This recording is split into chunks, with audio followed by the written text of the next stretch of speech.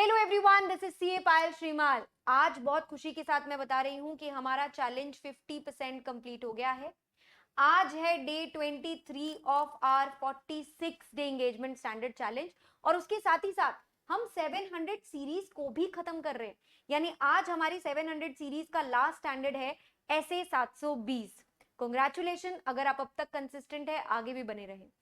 720 ऐसे जो है वो किसके बारे में है? Other information. एक्चुअली नाम मिसलीडिंग है, बट अदर इंफॉर्मेशन और कुछ नहीं है। जो साल के अंदर हम एक बार बड़ी सी एनुअल रिपोर्ट बनाते हैं ना, जिसमें फाइनेंशियल नॉन फाइनेंशियल सारा ही डेटा रहता है, क्योंकि लॉ ने हमको मैंडेटरी किया है सेक्शन 92 के तहत हमको हर साल एनुअल रिपोर्ट बनानी होती है। तो हर कंपनी की वो एनुअल रिपोर्ट के रिलेटेड ऑडिटर की क्या जिम्मेदारी है बताओ? एफएस पर वो ओपिनियन जरूर देता है, लेकिन एनुअल रिपोर्ट पर तो नहीं देता ना। इसके लिए हमें एक अलग से पैरा बनाना पड़ा, क्योंकि क्या हुआ ना कि कंपनी से इस बात का फायदा उठाने लग गई। वो एफएस को तो सुंदर सुंदर अच्छा अच्छा दिखा देती थी, पर एनुअल रिपोर्ट में झूठी झूठी बातें छापने लगी, क्योंकि ऑडिटर तो देख ही नहीं रहा है इनको। इसके लिए एफएस और एनुअल रिपोर्ट में जो चीजें कॉमन है वो जरूर अच्छी होनी चाहिए। इस बात के लिए आपका ये स्टैंडर्ड आता है, बट ये स्टैंडर्ड प्रिलिमिनरी अनाउंसमेंट्स या प्रोस्पेक्टस को नहीं लगता, केवल एनुअल रिपोर्ट में इंक्लूडेड फाइनेंशियल और नॉन फाइनेंशियल इंफॉर्मेशन को ही लगता है। अब एनुअल रिपोर्ट के अंदर जो डेटा आता है वो क्या होता है? एक्चुअली भी आप किसी कंपनी का एनुअल रिपोर्ट डाउनलोड करके देखो तो भी आपको आइडिया लग जाएगा। नहीं तो भी आपसे एग्जाम में पूछा हुआ है कि what all things are included in annual report. So की फाइनेंशियल रिजल्ट, ऑपरेटिंग डेटा के आपके कोई एरिया का सेल्स कैसा हुआ है, लिटिगेशन वगैरह में आप क्या आउटकम ला रहे हैं, लिक्विडिटी स्टेटस क्या है आपका, कैश वगैरह कितना है आपके पास, कैपिटल एक्सपेंडिचर क्या कर दिए, क्या प्लान्ड है, एनवायरमेंटल लायबिलिटीज या गारंटी या कंटिजेंसी में क्या सिचुएशन है, रेशियोज आरओसीई वगैरह जितने भी अलग अलग रेशियोज होते हैं उसमें कंपनी कैसा परफॉर्म कर रही है। पर सिर्फ अमाउंट्स नहीं, बहुत सारे दूसरे आइटम्स भी आते हैं। अजम्पशन क्या लिए थे अकाउंटिंग एस्टिमेट्स बनाते वक्त, उसके ऊपर डेटा भी देते हैं हम। रिलेटेड पार्टी की पूरी हिस्ट्री, उनके साथ रिलेशनशिप क्या है, उनके साथ ट्रांजैक्शन क्या किए, वी प्रोवाइड हियर। कानून में क्या क्या बदलाव आया जिसकी वजह से एंटिटी के फाइनेंशियल्स को किस तरीके से इंपैक्ट किया जाएगा, बिजनेस एनवायरनमेंट को समझाना, पेसल एनालिसिस बताना, स्ट्रैटेजी बताना, ट्रेंड्स बताना, और 100 और चीजें हैं जो हम एनुअल रिपोर्ट के अंदर बताते हैं। 300 साढ़े 300 पन्नों की डॉक्यूमेंट आपकी ये बन सकती है। सो बहुत बड़ा डॉक्यूमेंट आपका ये हो जाता है जिसके अंदर ये सारी बातें रहती है। ठीक है, अब मुझे एक बात बताओ, अगर यहाँ पे अकाउंटिंग एस्टिमेट्स के बारे में दे रखा है या की फाइनेंशियल रिजल्ट्स के बारे में दे रखा है, क्या वो बैलेंस शीट और पीएनएल में नहीं होती ये बातें? ये वहां पे भी तो होती है। तो हमें एक्चुअली इनको मैच करना होता है। टू मैच दैट, सबसे पहले तो मैं आपको बता दूं, एनुअल रिपोर्ट या बोर्ड रिपोर्ट वगैरह सब बहुत आराम से बनती है। तो हमें तो सबसे पहले बैठकर मैनेजमेंट के साथ डिस्कस करना पड़ता है कि भैया एनुअल रिपोर्ट में क्या क्या डाले हो और कब इशू करने वाले हो इसे जनता के लिए। क्योंकि ऑडिट रिपोर्ट की डेट तो नक्की है, पर एनुअल रिपोर्ट की डेट तो एक्चुअली बाद की होती है। तो इसलिए टेंशन की बात नहीं, एजीएम के बाद की डेट होती है ना, इसलिए लोग बहुत आराम आराम से इसको बनाते हैं। जरूरी भी नहीं है कि क्या शायद फाइनल वर्जन मुझे ऑडिट रिपोर्ट की डेट के पहले मिल जाए क्या। तो मुझे रिक्वेस्ट करना होता है कि काश मुझे फाइनल जो वर्जन है आपकी एनुअल रिपोर्ट का थोड़ा टाइमली मैनर में मिल जाए, ऑडिट रिपोर्ट से पहले मिल जाए। अगर वो अवेलेबल नहीं है तो मैं रिटन रिप्रेजेंटेशन मैनेजमेंट से मांगूंगी कि जिस भी दिन फाइनल वर्जन बनेगा, मार्केट में इशू होने से पहले, शेयर होल्डर्स को इशू होने से पहले, दुनिया को दिखाने से पहले ऑडिटर को उसकी एक कॉपी प्रसाद में चढ़ेगी। तो ये बातें तो मैंने उनके साथ में कर ली। अब मेरा काम क्या है इस स्टैंडर्ड में? इस स्टैंडर्ड में बहुत सिंपल सा काम आपका ये है कि आपको अदर इन्फो पढ़नी है। आपके दिमाग में तो कुछ नॉलेज ऑलरेडी एंटिटी को लेकर है, और एफएस की ऑडिट तो आप कर ही चुके हो। इनके बीच कोई मटेरियल इनकंसिस्टेंसी ना आ जाए, बस आपको ये देखना है। आ गई तो क्या होगा, 2 मिनट बाद बताती हूँ। मैम देखते कैसे हैं? बेटा देख, जो भी अमाउंट सेम टू सेम लिखी होगी, जैसे ये लोग सपोज ट्रेंड बता रहे कि हमारे पिछले 10 सालों का सेल्स कैसा है, तो पिछले साल का सेल्स और इस साल का सेल्स भी तो उस ट्रेंड के चार्ट में सबसे ऊपर होगा। तुम उसको अपने इस साल के एफएस और उसके पिछले साल के एफएस से कंपेयर कर लो। सेम अमाउंट होगी या समरी होगी या डिटेल होगी, कुछ तो होगा ना। कंसिस्टेंसी इवैल्यूएट करना। सिमिलरली तुम्हारे जो नॉलेज है, तुम्हें जो सबूत मिला, तुम जिस कंक्लूजन पे पहुंचे, उससे अदर इन्फो यानी एनुअल रिपोर्ट को चेक करना। चेक करते वक्त अगर तुम्हें पक्का से इनकंसिस्टेंसी दिख गई, मतलब एक बात तो तय है, या तो एफएस गलत है, ओ माय गॉड एफएस गलत हुआ तो 705 में जाना पड़ेगा, या फिर बोर्ड रिपोर्ट एनुअल रिपोर्ट में गलती है, बोर्ड रिपोर्ट एनुअल रिपोर्ट में गलती हुई तो यही स्टैंडर्ड बताएगा। और अगर ऑडिटर की नॉलेज में यानी सबूत इकट्ठा करने में, कंक्लूजन में कुछ गलती हुई तो ये लोग सिंपली कहते हैं दूसरे स्टैंडर्ड्स के हिसाब से जाओ, यानी एफएस में गलती हुई तो 705 के हिसाब से जाओ, ऑडिटर की अंडरस्टैंडिंग को अपडेट करना है तो 315 के हिसाब से जाओ, दूसरे स्टैंडर्ड्स का दूसरे स्टैंडर्ड्स जाने। ये स्टैंडर्ड तो आपको बताएगा कि अगर आपको इनकंसिस्टेंसी दिखी, आपने मैनेजमेंट से बात करके दूसरे प्रोसीजर्स करके आप एकदम श्योर हो गए हो कि गलती तो भैया अदर इंफॉर्मेशन में ही है, तो 720 में आओ, 720 बताएगा क्या करना है। 720 कहेगा जाओ मैनेजमेंट को रिक्वेस्ट करो कि मैनेजमेंट इसको ठीक कर दे। अगर मैनेजमेंट अग्री कर ली तो उनकी बातों में मत आना, जाके चेक करना कि क्या मैनेजमेंट ने एनुअल रिपोर्ट को सुधारा है कि नहीं।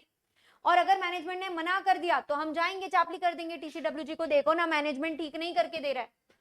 अगर टीसीडब्ल्यूजी को हमने बताया पर अब तक ऑडिट रिपोर्ट मार्केट में इश्यू नहीं हुई थी, मतलब मेरा हथियार मेरे पास है, टीसीडब्ल्यूजी के कहने के बाद भी ठीक नहीं कर रहा है मैनेजमेंट, तो भैया हम ऑडिट रिपोर्ट सड़ा सकते हैं और टीसीडब्ल्यूजी को बता देंगे ये वर्डिंग्स देख लो, हम तो ऑडिट रिपोर्ट के अंदर 720 के अंदर पैरा सड़ाने वाले हैं। कैसे सड़ाते हैं 720 का पैरा, 2 मिनट रुकिए मैं ही बताऊंगी, या फिर आप विड्रॉ कर लो, अगर बात बहुत बड़ी है तो आप विड्रॉ कर लो। अगर ऑडिट रिपोर्ट जा चुकी थी हाथों से और उन्होंने ठीक कर दिया तो चेक कर लो, ऑडिट रिपोर्ट जा चुकी थी हाथों से, ठीक नहीं किया तो अब आपके पास ऑडिट रिपोर्ट तो नहीं है, पर आप जरूर एक्शन लेंगे यूजर का अटेंशन ड्रॉ करने के लिए, यानी शायद आप एजीएम पे पहुंचकर बता देंगे या आप पब्लिक नोटिस दे देंगे, व्हाटएवर इज द वे, आपको गलतियां तो सुधरवानी पड़ेगी। अब फाइनली आ जाते हैं इसके लास्ट सेगमेंट पर कि रिपोर्टिंग कैसे होगी। ठीक है, देखिए रिपोर्टिंग का पार्ट भी बहुत सिंपल है। सबसे पहले तो एक सेपरेट सेक्शन बनेगा अदर इन्फो के नाम से। मैंने यहाँ पे 2 एग्जाम्पल ले रखे हैं, एक लिस्टेड एंटिटी के लिए अलग और एक अनलिस्टेड एंटिटी के लिए अलग, क्योंकि दोनों में अलग अलग तरीके से रिपोर्टिंग करनी होती है। क्या होता है ना कि जब मैं अनलिस्टेड एंटिटी की बात करती हूँ तब ये लोग कहते हैं सिर्फ इतना ही बता दो कौन कौन सी रिपोर्ट मिली है, जो मिल गई है उस पर कमेंट करो, जो नहीं मिली है उसका नाम भी मत लो। पर लिस्टेड में ये लोग कहते हैं कि जो मिल गई है उसका भी नाम लो, जो मिलने वाली है उसका भी नाम लेकर बताओ कि it is expected to be obtained. यानी सबसे बड़ा डिफरेंस तो यही है। सबसे पहली लाइन आती है मैनेजमेंट रिस्पॉन्सिबल है अदर इंफॉर्मेशन बनाने के लिए। अदर इंफॉर्मेशन में क्या क्या आता है, सेकंड पैरा आप वो बता दोगे, ऑब्टेन हो गई है वो या लिस्टेड है तो एक्सपेक्ट्स टू ऑब्टेन वाली बात बता दोगे। ओपिनियन पैरा अदर इन्फो को कवर नहीं करता, और अगर करता तो मैं ओपिनियन और बेसिस ऑफ ओपिनियन ही नहीं सड़ा देती 705 में जाकर। एनुअल रिपोर्ट में कुछ भी गलत होगा वो इधर ही बताया जाएगा। फिर ऑडिटर की रिस्पॉन्सिबिलिटी क्या होती है, 3 चीजें होती है, वो रीड करेगा, कंसिडर करेगा, रिपोर्ट करेगा। अगर अदर इंफॉर्मेशन जो उसने ऑब्टेन करी है वो सब सही है तो हम लिख देंगे auditor has nothing to report in this regard, कोई गलती नहीं है।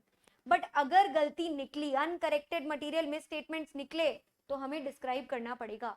तो अभी मैं आपको ये दोनों तीनों रिपोर्ट बताकर समझा देती हूँ कैसे आपको प्रेजेंट करना रहेगा। जैसे अदर इंफॉर्मेशन का आपका हेडिंग डालोगे आप, फिर सबसे पहली बात आएगी बोर्ड ऑफ डायरेक्टर रिस्पॉन्सिबल है अदर इंफॉर्मेशन बनाने के लिए। अब क्योंकि ये अनलिस्टेड एंटिटी का है इसलिए यहाँ क्या लिखा होगा, अदर इन्फो के अंदर एक्स रिपोर्ट आती है पर एफएस और ऑडिट रिपोर्ट अदर इन्फो का पार्ट नहीं बनते, हमारा ओपिनियन इसे कवर नहीं करता, हम कोई एश्योरेंस नहीं देते। इन कनेक्शन विद दिस हमारी रिस्पॉन्सिबिलिटी 3 चीजों की, हम रीड करेंगे, कंसीडर करेंगे और रिपोर्ट करेंगे। And last line, we have nothing to report in this regard.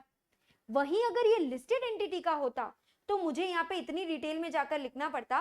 पहली लाइन एकदम सेम, बोर्ड की रिस्पॉन्सिबिलिटी, एक्स रिपोर्ट मुझे मिल चुकी है, we have obtained, Y report expected to be obtained है, मतलब मुझे बताना पड़ेगा कि लिस्टेड एंटिटी में क्या मिल चुका है और क्या मिलना बाकी है। बाकी पूरा सेम है, ओपिनियन अश्योरेंस नहीं देता, हमारी रिस्पॉन्सिबिलिटी के 3 हिस्से, we have nothing to report in this regard. अब एक लाइन और लिस्टेड के केस में ऐड हो जाएगी, जब हम रीड करेंगे वाई रिपोर्ट को, एक्स तो हमने पढ़ ली, जब हम वाई पढ़ेंगे, जब हमें वाई मिलेगी और हम वाई पढ़ेंगे तो हम कम्युनिकेट करेंगे टीसीडब्ल्यूजी को और जो भी एक्शन हमें लेना होगा हम बता देंगे। अब अगर रिपोर्ट में कुछ गड़बड़ मिला तो एक एडिशनल पैरा क्या आ जाएगा, ये लाइन हट जाएगी, we have nothing to report in this regard हट जाएगा, उसकी जगह ये आ जाएगा, if based on the work perform we conclude के मटेरियल में स्टेटमेंट होगा we are required to report the fact. मतलब यहां तक ये वाली बात तो सेम हो गई, यहां से नई लाइन स्टार्ट होती है, एज डिस्क्राइब्ड बिलो, हमने कंक्लूड किया है कि मटेरियल में स्टेटमेंट है और मटेरियल मिसस्टेटमेंट हमें यहाँ पे पूरी की पूरी डिस्क्राइब करनी पड़ेगी। यानी अदर इन्फॉर्मेशन में, एनुअल रिपोर्ट में कुछ भी गलती होती है, 705 नहीं सड़ाना, क्योंकि एफएस गलत नहीं है, हमारा ओपिनियन तो एफएस को कवर करता है। एनुअल रिपोर्ट में कुछ भी गलती होती है वो इसी पैरा में आती है। एंड फाइनली एक बात जो आप ऑलरेडी जानते हो कि नॉर्मली अगर कोई कानून कोई वर्डिंग और लेआउट बताता है और हम उसको फॉलो करते हैं तो हम ऐसे इसका नाम नहीं ले सकते। पर अगर मुझे ऐसे का नाम लेना है तो कम से कम ये तीनों बातें होंगी ना, तभी मैं ऐसे का नाम ले पाऊंगी। नंबर 1, अदर इन्फो जो हमने ऑब्टेन किया यानी एक्स रिपोर्ट या वाई रिपोर्ट, उसका नाम लेना पड़ेगा। ऑडिटर की रिस्पॉन्सिबिलिटी, रीड, कंसिडर, रिपोर्ट, वो वाला पैरा आना चाहिए।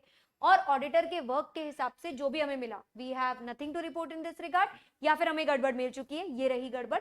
ये तीनों बातें जब मैं बताऊंगी तभी मैं ऐसे 720 का नाम ले सकती हूँ, वरना मैं ऐसे 720 का नाम नहीं ले सकती।